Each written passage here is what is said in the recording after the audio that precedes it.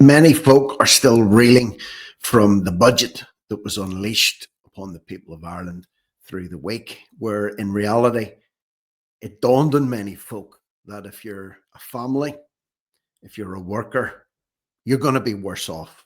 If you're a developer or a corporation like McDonald's, you're going to be better off. A lot of people are going to be better off. And I don't know what it is about people, but they have this Stockholm syndrome with the Irish government, whereby even though they're being ripped off and stitched up, they still they still try and figure out a way to accept that.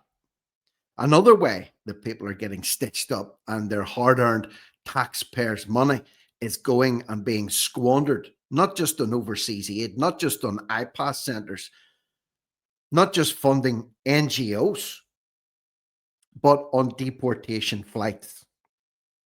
Deportation flights. There's been several deportation flights out of Ireland this year, but the latest one to take off in September that went to Pakistan was the most ineffective in terms of costing so far this year, with an average of €20,000 per person for who they were flying out of Dublin and back over to Islamabad in Pakistan.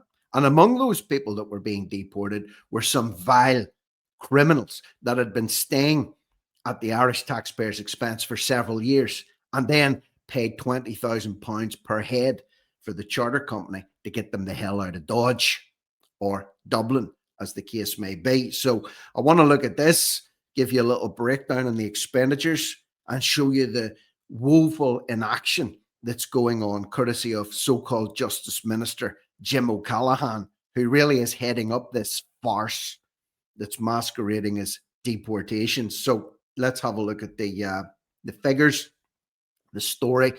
Chartered flight. Chartered flight? Why are they getting a chartered flight?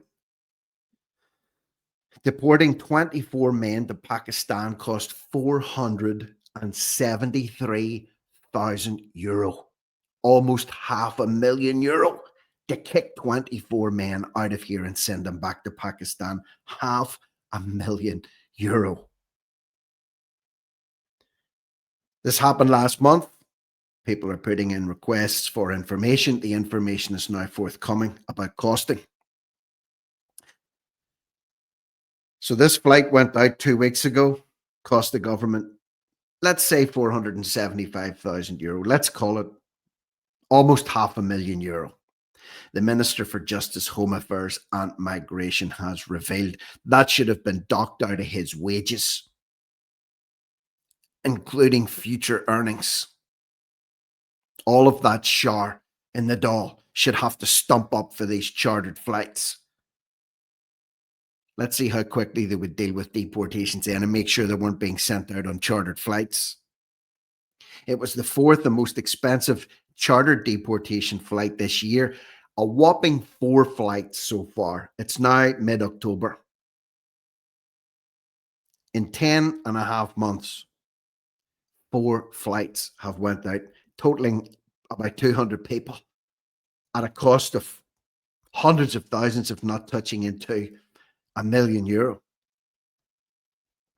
was the fourth and most expensive flight, following 2 flights to Georgia and 1 to Nigeria between February and June, which cost 530,000 combined. So this fourth flight has cost almost $500,000. So between the 4 flights, four flights, deporting around 200 people, probably less than that, €1,000,000.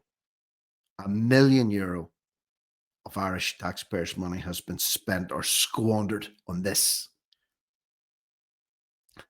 Sorry, 200, I said. Oh, I was well overestimating that one. 130 people.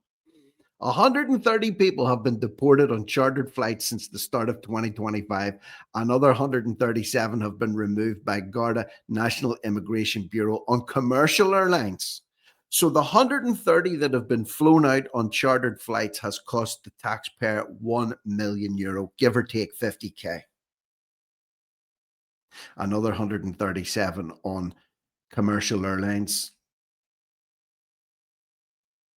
The first chartered deportation flight, 32 people to Georgia, a cost of 102,000. And a lot of people kicked off about that. 102,000 for a chartered flight? Are you serious? Yes.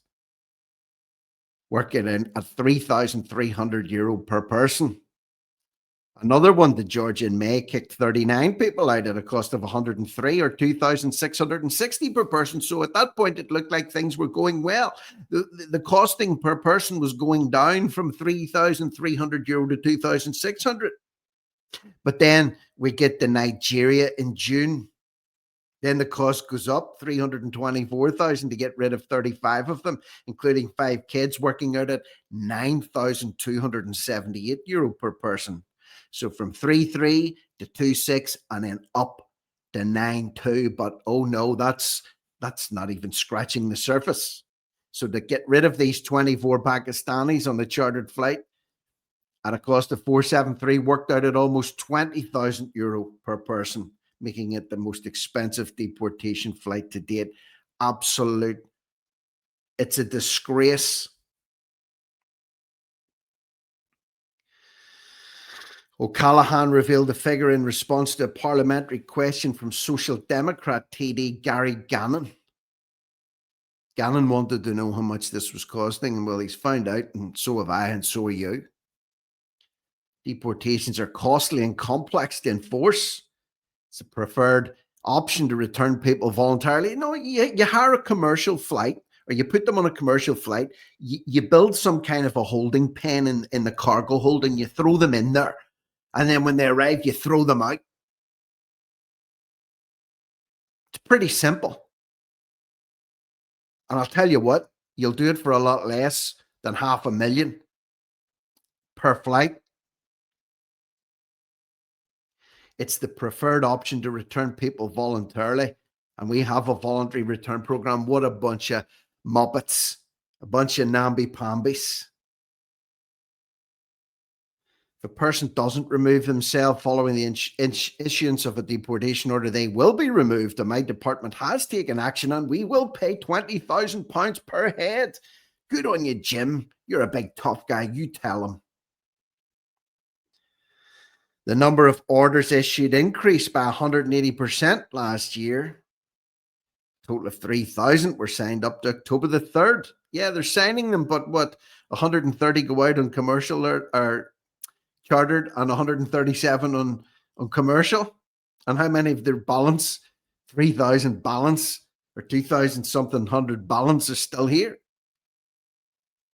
We got rid of 24 adult males to Pakistan. Where's the women and children? Where's the women and children? They get left behind. Don't forget, when these so-called men flee from war, they leave their families behind, their women, their children, their elderly, they're sick and they're vulnerable. The men all run to Treasure Island. And then they want to bring the families over, but the men go first, being men and all that. You leave your wife and child and your mother, father, your brother, your sister, your friends, and you're sick behind while you hightail it over to the Emerald Isle. It's disgusting. But who were they kicking out? What were some of the choice characters that were being kicked out? Check this out. One of them had already been jailed in the UK, 42-year-old so-called man, for offences against children. One of them. This was published last month when the flight took off. One of them. How did he end up in Ireland? Well, Mohammed Shahbaz. Must have been a Dublin man by the sounds of it. 42, was one of 24 men.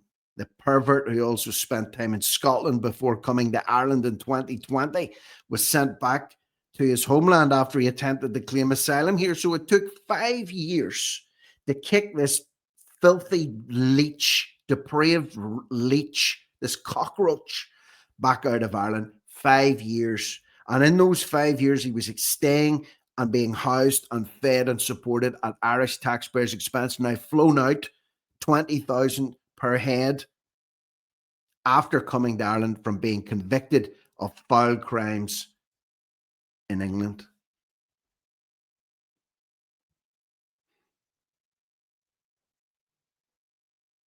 There you have it. He spent time in Scotland. He came over here. 3 others in the flight were also convicted criminals. 3 others were also convicted criminals.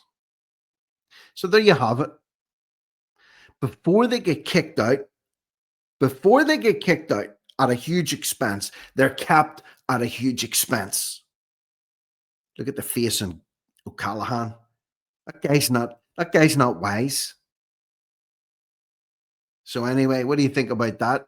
Huh? As you're reeling from the budget this week, probably most of the people that listen to this are, you know, working age, maybe have families or they have bills to pay, houses to heat, children or grandchildren that they would like to help out in life. Or maybe you're just starting out in life. You want to try and get a house. You want to try and get a car. You want to try and get a better job. You want to try and better yourself. A money that could be going to subsidizing you getting your foot on a property ladder or getting higher up a hospital waiting list is going to deport these cockroaches from whence they came from. After a period of years, after they've committed offences elsewhere, after they've been kept courtesy of the Irish government. So that's where we're at the minute. Why O'Callaghan smiling, I do not know.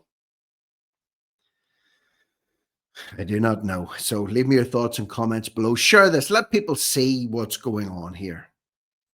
You know, this is the facts. These are facts. It's not made up. This is not propaganda. This is fact. It's a sham. It's a farce. As is just about everything, unfortunately, that I'm covering at the minute. Shambolic and farcical. So anyway, Treasure Island. Share this with your friends, family, even people you don't like. Send it to them. Leave a comment. Subscribe to the channel if you haven't already done so.